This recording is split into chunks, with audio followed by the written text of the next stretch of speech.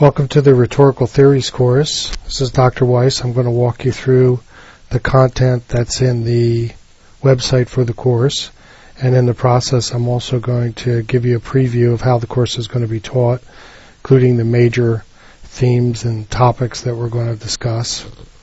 Also going to show you some of the features of the website, how to use it, and I'll give you an overview of the whole course via the website.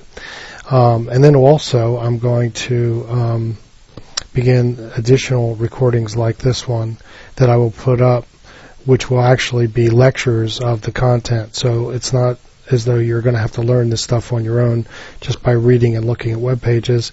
I'm actually going to give you instruction in the form of lectures online. And my lectures are going to be visually oriented, so you'll always see a PowerPoint or a website or pictures, words, concepts, maybe even some videos, which will demonstrate what I'm trying to teach.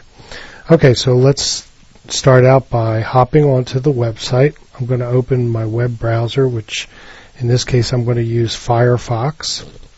I should point out that this website will work with any web browser on any platform. So if you're using a PC, it'll use Internet Explorer, Chrome, Mozilla Firefox, or even many of the less known browsers like Safari, which is actually a Mac browser, but you can use it on the Windows side.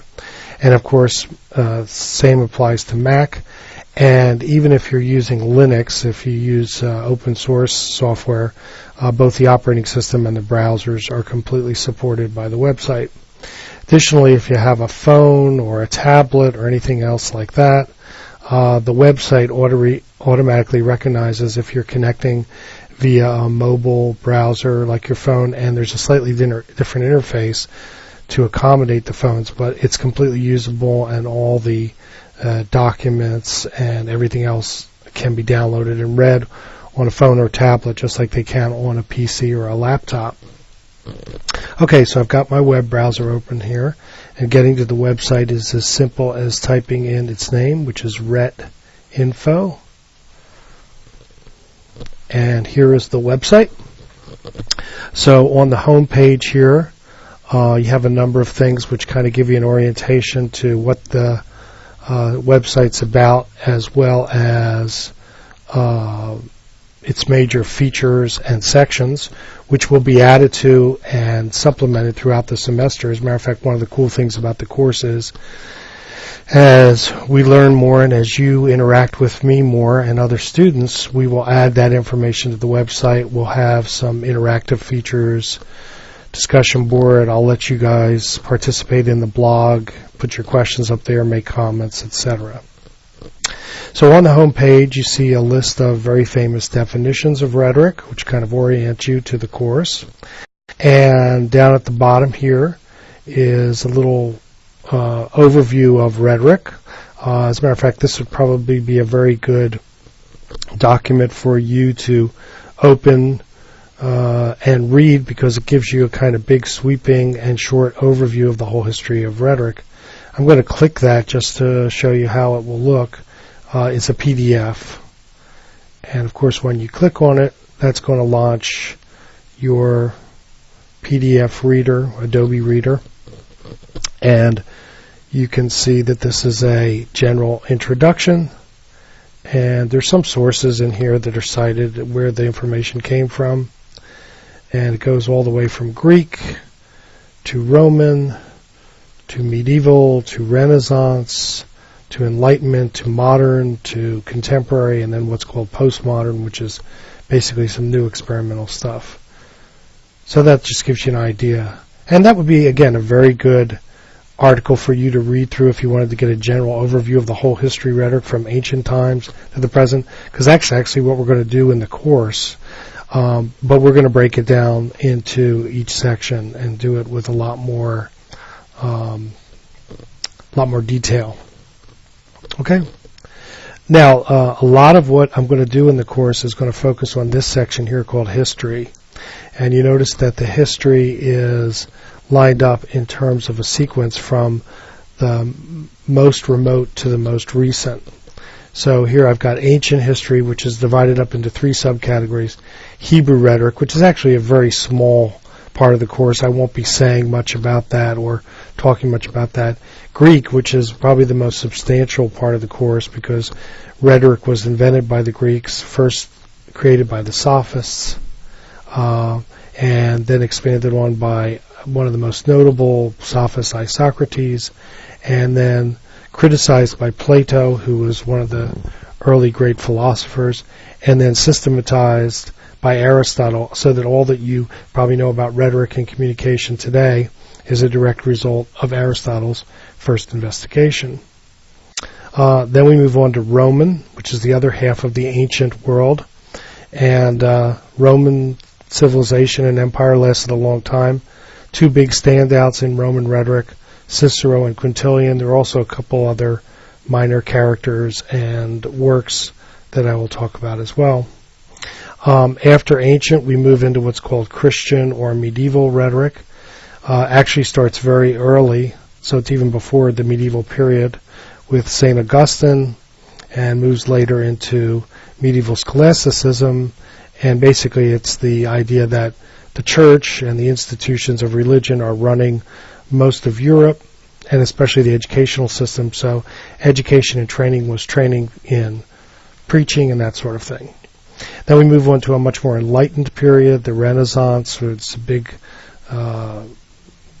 explosion of art, music, literature, and a rediscovery of classical antiquity.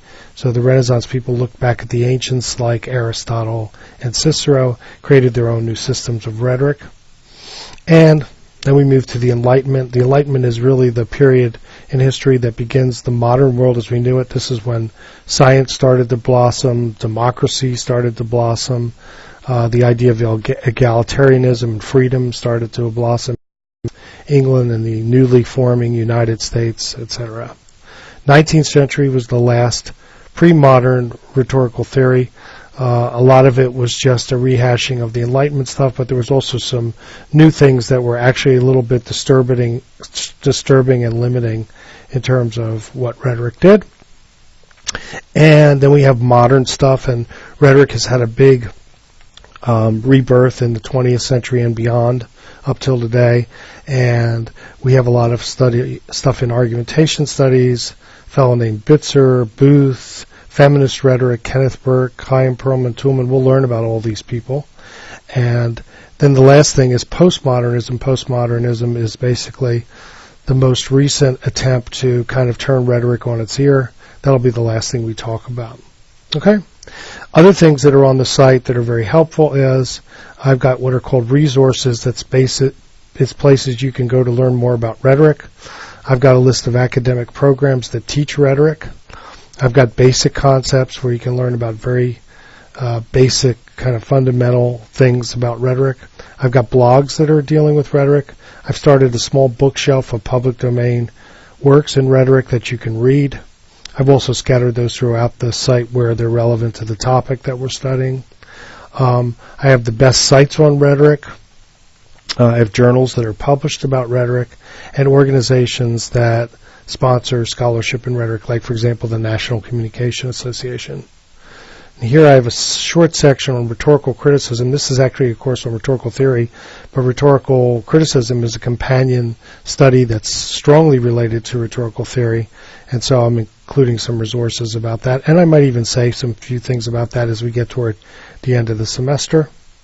Over here we have a video section, which if I click on this, you'll see it's currently empty,